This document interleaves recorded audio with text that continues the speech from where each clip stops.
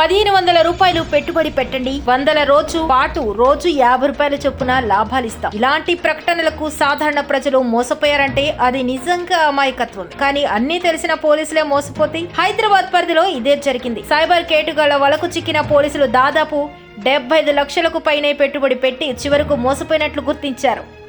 ఆన్లైన్లో పెట్టుబడి పెడితే రోజు లెక్కన లాభాలు ఇస్తామంటూ సోషల్ మీడియాలో ప్రచారం జరిగింది.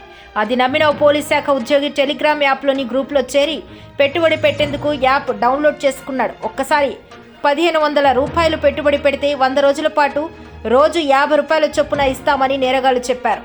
ఇది నమ్మిన ఉద్యోగి 1500 పంపాడు. నిందితులు రోజు 50 రూపాయల చొప్పున చాలా నమ్మకంగా డబ్బులు జమ చేశారు. అయితే ముందు నమ్మకంగా డబ్బు పంపించిన కేటుగాళ్లు ఆ తర్వాత మొహం చాటేశారు. టెలిగ్రామ్లో మెసేజ్లు చేసిన స్పందన లేదు. అనుమానం వచ్చి ఆరా తీయగా అది మోసమని తేలింది. దీంతో నిండా మునిగిన పోలీసులు విషయం బయటకు రాకుండా జాగ్రత్త పడుతున్నారు.